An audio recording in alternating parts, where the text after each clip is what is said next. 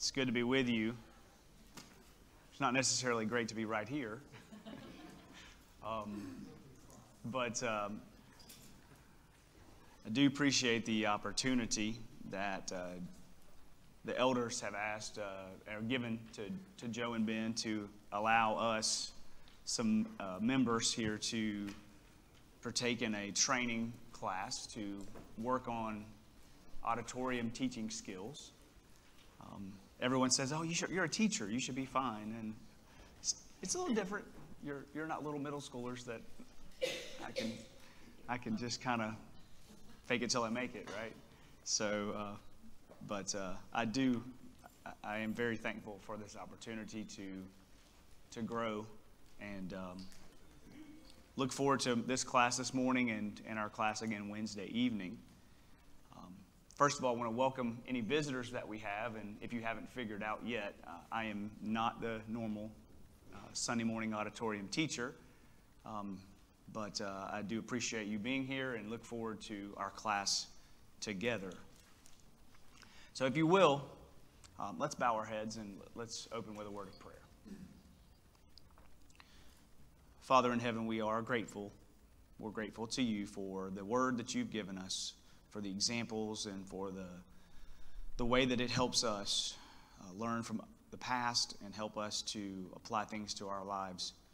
Help us this morning to take the section of your word that we have and to learn from it and apply it in a way that will help us have a better walk with you, and ultimately that walk will lead to heaven. Thank you for those that are in attendance this morning, and thank you for your son most of all. And in his name we pray. Amen. So as you know, if you've been in our class, we are in 1 Peter. And each week we've had someone different speak to you as we go through 1 Peter. And I'll be quite honest, the last couple Sundays I was really nervous. 2 weeks ago, Jake did a wonderful job and teaching the auditorium class. And then Jake was heading the Lord's table. And then last week, it was Todd Anderson's turn. And he did a wonderful job leading the auditorium class. And the next thing you know, he's leading singing. And I'm sitting here going, okay, this is progressively getting a little more difficult. I'm wondering what they're going to ask me to do. So I was afraid they were going to say, hey, after you do the auditorium class, you're preaching. So, but thankfully, I broke that streak this morning. So, but all the men that have done these classes have done a wonderful job. And of course, it's very easy when you have such a great book to read from. And again, that's First Peter. This morning we're going to be looking at chapter 3, and we're going to finish up chapter 3, verses 13 through 22. And if you were able to get a handout, which I hope you did, there's a few little talking points there and a review point that I had that we started out with on that handout. And it says, we're going to take just a minute to look back at a theme. If you have been with us, you recognize that there's a theme here. Peter has something specific to tell his audience. And he has something that he wants them to know, good and bad, right? And so if one or two people has just a moment, if you would like to volunteer, please do. So far, what has been the overall arching theme of 1 Peter? Ms. Donna? If they would face suffering. Okay. And they would face it when knowing that they had to go to Christ. Absolutely. They would show their faith and they would show good for your time. Absolutely. Absolutely. If you, yes, Bo. With their exiles, who have been taken from different places and been scattered off, so they are exiled, now trying to come to God. Yes, ma'am. So if you didn't hear those two things, first, Bo said, he's writing to Christian exiles, people who have been moved all around and they're strangers maybe in the land that they're living. And then Miss Donna stated that the overall theme here is, if you haven't already suffered, you're going to suffer. And how do they need to look at that? What do they need to do with that? they need to understand that this is going to be a part of their life. They need to accept that, but they also need to understand that there's a purpose to it, and if they do it properly and if they handle things right, there's a reward for it. And so, yes. I'm just going to say the victory over suffering. Right, and many times, and we'll talk about again this morning, he reminds them about Christ and about his life and about what he went through and where he is today. And so hopefully as an encouragement to them, right? An interesting fact, kind of a side note, I did look up at Joe's suggestion, I did look up how many times is the word suffer, suffering, sufferings, those types of derivatives of the word suffering or suffer mentioned in 1 Peter. And I don't know exactly, I counted as many as 13 times he mentions some derivative of the word suffer or suffering. And again, we've talked about in the past, if you know that if you want to emphasize something to someone in a conversation, you repeat it, right? You repeat it, you say it over and over. And so obviously we're getting that repetition throughout this whole chapter that he's writing to his audience, and he's reminding them over and over, you're going to have to suffer. You prepare to suffer. And don't be surprised that you suffer, because Christ suffered. All right, let's go ahead and get into, if there's nothing else, I'm sorry. Is there anything else? Let's go ahead and get into the text for this morning. We're going to start with verses 13 through 17. All right, starting in verse 13. Who then will harm you if you are devoted to what is good? But even if you should suffer for righteousness, you are blessed. Do not fear what they fear, or be intimidated. But in your hearts regard Christ the Lord as holy, ready at any time to give a defense to anyone who asks you for a reason for the hope that is in you. Yet do this with gentleness and respect, keeping a clear conscience, so that when you are accused, those who disparage your good conduct in Christ will be put to shame. For it is better to suffer for doing good, if that should be God's will, than for doing evil. So there's quite a bit there, and we're going to kind of break that up. But the first part there, it says, he asks a question, a kind of a rhetorical question. Who's going to harm someone for doing good? And you think about that, right? You know people in your daily life that they're good people, right? And you're like, and maybe somebody does them wrong, and you're like, oh my word, why would they bother Bill? Bill's the nicest guy you'll ever meet, right? But we understand that good people do suffer, right? And even though, and in some instances, because you are good, people will target you because you do good, because they feel like you're an easy target. It says that, unfortunately, good people will face suffering in their lives, and this is not, in this chapter here, this is not the only time we see that. And I asked you, if you would, to kind of write down some passages that come to your mind. So I'm going to take just a couple minutes to see what kind of passages you came up with. I came up with a few myself, and we're going to look at a few of those before we move on. Yes, Brother Randy? This has nothing to do with bad health either. Right. Yep. It doesn't necessarily have to do with bad health. That's correct. Yes, sir. All right. Did anybody come up with any previous verses or other verses in the Bible that you specifically found that remind us that we will suffer? Yes, sir. 5, 10 through 12. Okay. Matthew 5, 10 through 12, the Beatitudes. Yeah, that's a good one. Anything else?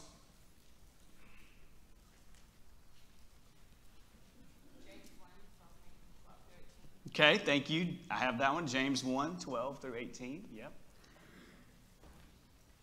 Any Old Testament things you can think of? I found a couple. Maybe Joshua chapter 1, verse 9, he says, have I not commanded you to be strong and courageous?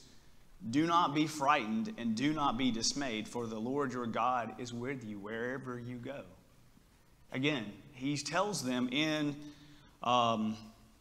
verse 14, do not fear, do not be intimidated, right? And what better way to look at that than what was in Joshua? I also came across, obviously, James 1:2, count it all joy when you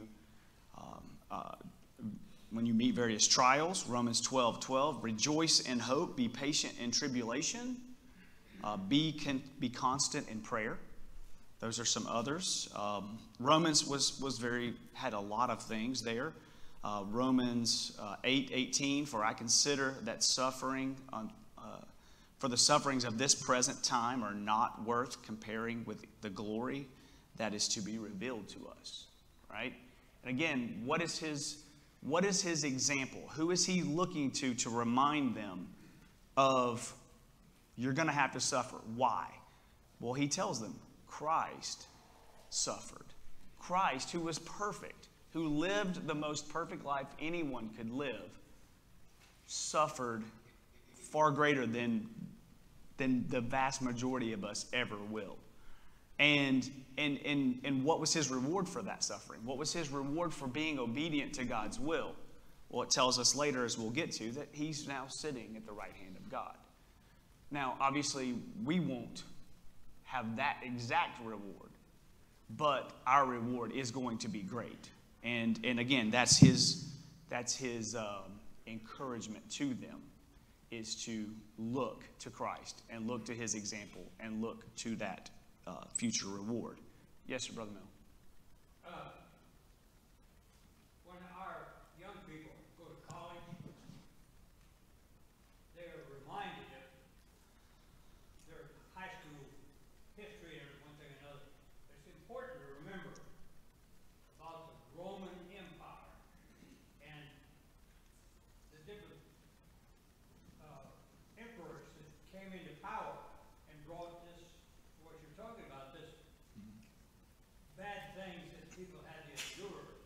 And as a result of that, it's important that when these young people, go through high school and study a little history, when they get to college, especially if they go to a Christian college, they will see a comparison to where this Roman Empire was a beautiful place to start the Christian religion, you might say, because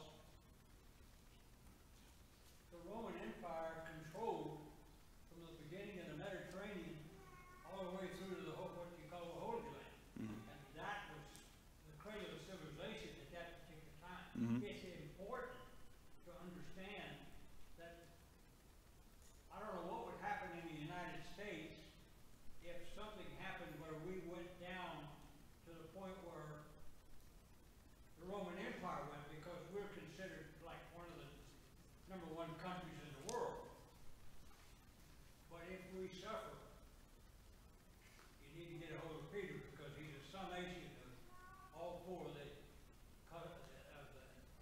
books of the Bible that have to do with the gospel. Matthew, Mark, Luke, and John. I'm just saying that it's nice to know that you can use God's word with history. Absolutely. Absolutely. Great comments. Anything else? So moving on, my next, let me see, make sure I'm at. It says, if we focus on this life and put all our eggs in this basket, in the end, when our time ends, we're going to be left wanting, right? We're surely going to be left empty if all we focus on is this world, right? And we talk about that this world is not our home. We talk about that we are pilgrims going through this land, going on to a better place. But if we put our emphasis on heaven, then we will never be in a position where if things in this world go negatively that we are just left empty and destitute.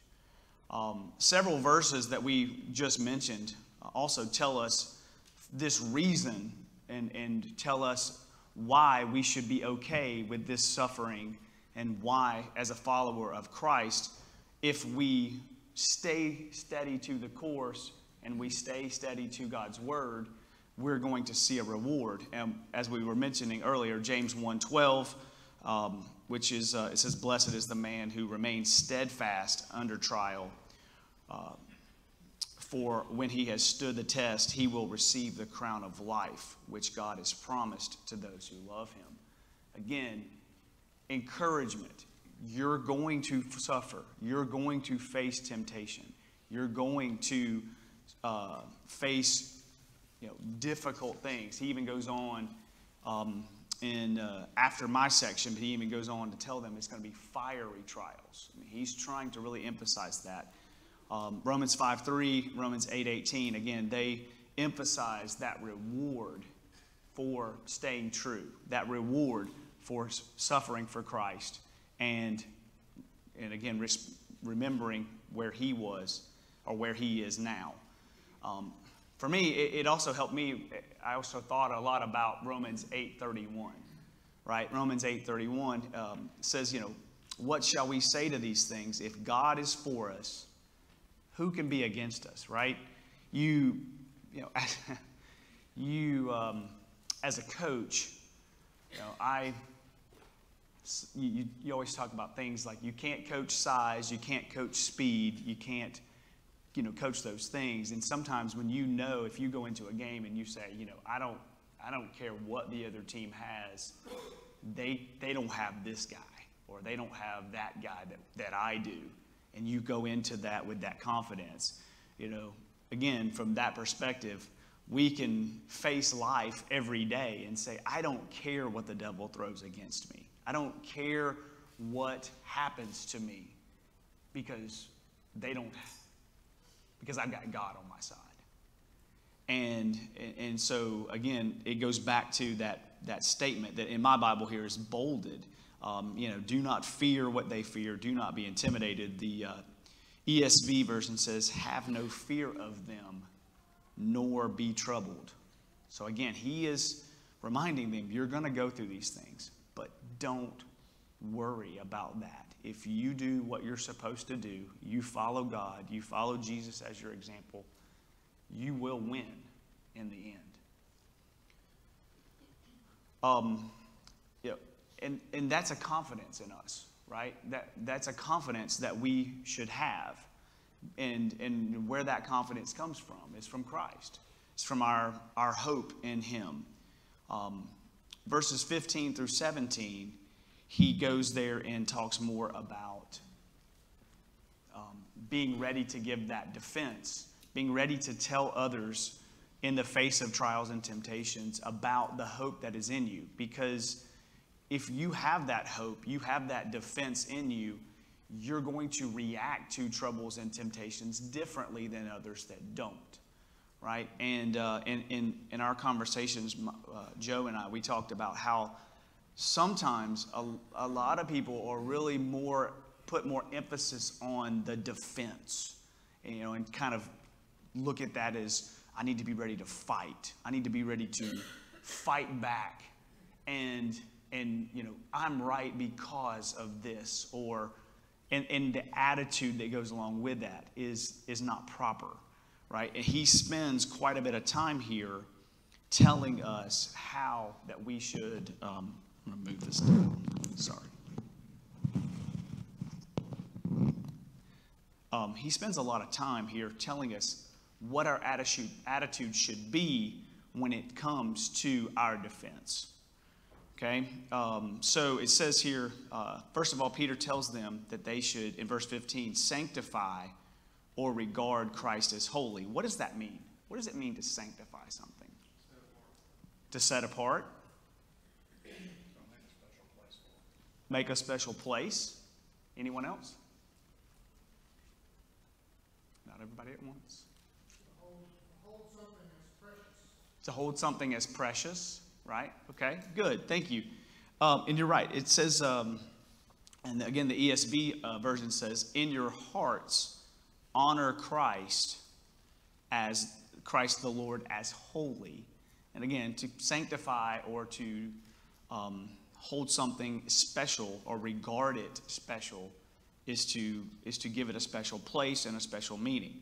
The question that I had on my outline that I gave you says, what kind of attitude are we to have when it comes to telling others about our hope, and where does that come from? I kind of covered that a little bit, but did anyone have anything specific? Yes? Okay, so this is kind of, so I have a friend who sells a product, right? And she always tells people, she's like, I'm not a salesperson. I share this thing because I love this thing. So if we love God and we have this hope and we have this motivation to serve him because we're excited, why wouldn't we be ready and willing to share? And it wouldn't have to be in a way of, oh man, I have to be prepared to fight people because of what they're going to say to me. I should be ready and willing and excited to tell people about salvation and about hope and about this faith that is a part of who I am. It sometimes is easy to kind of skirt it if you're scared of what they might say, but if you're so excited, what's going to stop you? True. You know, and I've heard this statement made a lot, especially in different in lessons and things talking about us spreading the gospel, and especially people say, especially here in the South, if you come across a avid sports fan of some, it's not going to take long to find out what their team is or who they support. They're going to tell you whether you like it or you don't, and they're not afraid to tell you that I'm a fan of the Braves, or I'm a fan of the Panthers, or the Tigers, or the Gamecocks, or whatever. But why should we be more? And I'm speaking to myself. Why should we be less likely to tell people about something that's this important? And why should we be more concerned about what people are going to think? Because we don't, if I'm a Georgia fan and somebody's not, they're an Alabama fan. If I tell them I'm a Georgia fan and they go, oh, I'm an Alabama fan, I don't go, oh no, I shouldn't have said anything. But yet sometimes we, as a Christian, we tell people we're a Christian, or we say something that has to do with that, and they say, oh, well, I don't believe exactly that way, and you go, oh, okay, well, never mind. And you just kind of, like Sarah said, you kind of skirt the issue. So, again, he's not only talking to them, he's talking to us. And we need to remember that. Yes? I think there's a lot of verses in this chapter that are easy for us to take out of context. We find encouragement in these verses, but we forget the context is about suffering. Mm-hmm. Peter says, you must speak, even if it costs you your life. You must be courageous, and you must speak, Peter says in verse 15. Yes, sir. Yeah. Yes. We all know you're a Georgia fan. Everybody knows. Really? Okay. Your question was how are we supposed to go about this? And it says we're supposed to show meekness and fear. In my mind, I see being humble in that. And when we approach somebody, talk to somebody, I think it has to have a spirit of humbleness. Absolutely. I've seen too many times when there's a discussion being made between two people that have difference of opinion from a religious standpoint. When one is not willing to back down from the other, it real quickly turns into an argument. Yep. I've seen that time and time again. And I get it, it's hard to just back down, but I think if you go into it with a spirit of humbleness, the other person will see that. Right. Absolutely. And thank you for that segue.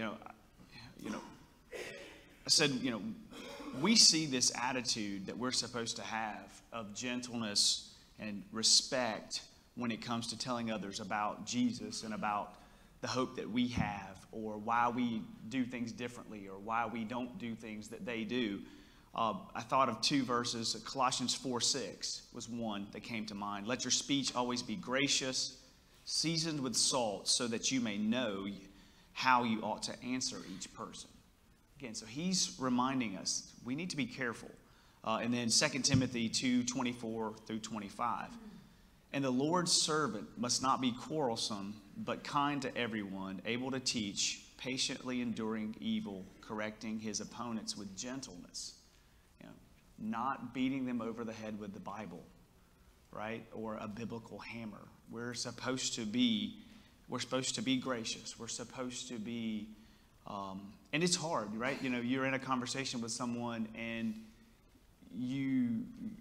no one likes to be wrong. No one likes to be one-upped. We want to prove our point, but a lot of times we're so focused on our response, we don't listen to what they say and think about it from their perspective.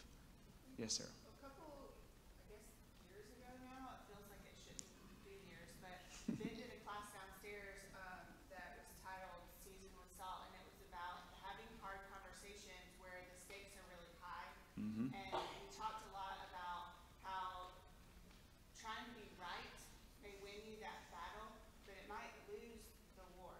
And trying to make sure that we approach every conversation where this comes up that could get, heated or whatever, to try and keep that calm about ourselves so that that doesn't happen. Especially in like you were saying, in the South, there's a lot of different religious groups. It's not exactly, hard to find a religious group pretty much anywhere you go. So you're more than likely going to find people who believe differently than you. And if you have a spirit of belligerent, fighting, hard, they're not going to want to talk to you, and you're going to lose out more than you're going to, I don't want to even say win, because that's not the point, but Right. the stakes are high. Yes, Alan. A few months ago, I had a conversation with one of my employees who was angry at a client of ours. And I was talking with him about it, and he was telling me how he felt like he was mistreated by this client, and what he was going to say. And I could see that this thing was not going to end well. And so I asked him the question. I said, this young man, his name was Zach, and I said, Zach, are you trying to win the argument, or are you trying to win the relationship? And he said, I guess I'm trying to win the argument. And I said, at the expense of the relationship, and then where does that get us? Yeah. And I think the same concept can be true when it comes to handling the gospel. We're not trying to win the argument, we're trying to win the relationship. Yeah, that's a great point. Thank you for that. All right, we're rapidly getting close to the end, so I want to move forward. So I said the best way to respond to someone who is challenging your character is not to prove them right by responding poorly, right? Giving a defense does not equal spiritual warfare. And then Peter ends verse 17 with encouraging his audience to remember that it's far better to suffer for doing good than if that's God's will, right? And again, what's our purpose? Our purpose to do our will, or is our purpose to do God's will? And if it's God's will that we must suffer, and again, he's telling them, you're going to suffer. Again, he is repeating that over and over. If that's God's will for you, then it's far better to do that. It's far better to suffer for doing good than to suffer for doing ill. All right, the last section, there's verses 18 through 22. Starting in verse 18, for Christ, again, he's going back and giving them this reminder. For Christ also suffered for sin once for all, the righteous for the unrighteous, that he might bring you to God.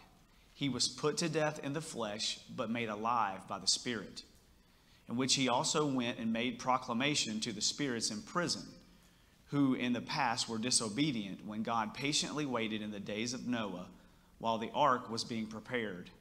In it, a few, that is, 8 people, were saved through water. Baptism, which corresponds to this, now saves you, not the removal of dirt from the body, but the pledge of a good conscience towards God, through the resurrection of Jesus Christ, who has gone into heaven and is now at the right hand of God, with angels, authorities, and powers subject to him. Verse 18, right after he reminds his audience, good people are going to suffer. Do not be afraid. Do not fear that. Do not be intimidated. He goes again and reminds them, who am I to look to? Who is my example of living? He encourages them to endure the coming suffering by reminding them of Jesus. Jesus suffered for all, and for not only for the righteous, but the unrighteous. He of all people did not deserve to suffer in any way, yet he willfully went to the cross as his Father sent him to do. Therefore they, nor we, should be so bold to expect anything other than what he went through. My question to you was, Peter tells them that Jesus suffered for a great injustice for a specific purpose. What was that specific purpose? That was mainly because why he loved us. It's the same thing as trying to teach somebody. You have to love that person to really teach them the truth. You have to take time with that person and not argue with them and say, well, why do you think that? Let's go see what the word says. Right. But there's no one that could love like Jesus. Yes. And he did it all for everybody that was evil. He did it all, that we would all be going home with him. He is the greatest example of love that we have. Charles? So I think that Jesus suffered because of his message. He took the power away from the people in power. And I think that we kind of see that today. The government has power. Mm-hmm. And it seems like they'll just about do anything to keep that power. Yeah. And it's, if you're someone who has some type of power, your human side tends to be that way, right? If you're the boss, you don't want somebody telling you what to do. You'll try to do whatever you can to keep that. I was thinking specifically about here, verse 18, where he says that Christ suffered once and for all, the righteous for the unrighteous, that he might bring you to God, right? That he would bring you to God. That was his purpose. He came here to give us an avenue of salvation, right? John 14:6 is where Jesus tells us in his own words. It says, I am the way and the truth and the life. No one comes to the Father except through me, right?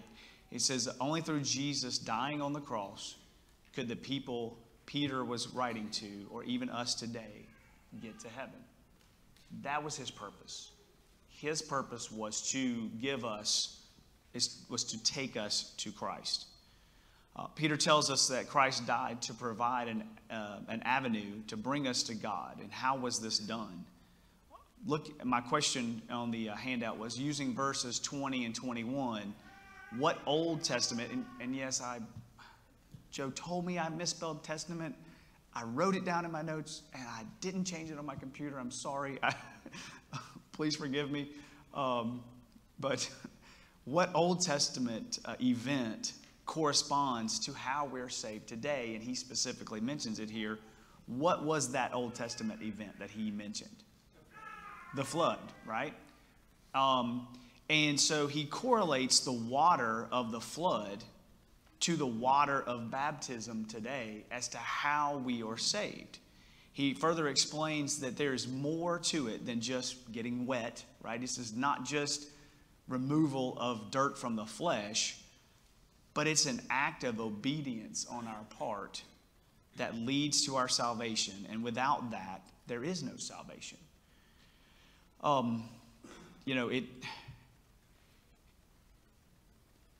I don't want to completely skip over verse 19. I was talking with Joe when we were talking about this, and I said, I'm a little unsure of exactly what verse 19 is talking about. I know that to completely dive into that and give it the justice that it deserves, we just don't have that much time this morning. I was doing some research and looking through some commentary, and I came across, well, actually Joe and Ben gave us a book by Brother Harkrider that he wrote on 1 Peter. And I came across this point, and I thought it was worthy of giving him credit for this statement. He says the important point of this passage is that the opportunity to turn to righteousness was offered even to those who perished in the flood. So he's even going back to that. They rejected the preaching that was done in their lifetime. Therefore, they are now in prison awaiting their final judgment. The lesson: all men must choose either to be like the 8 souls that were saved or like the majority who perished.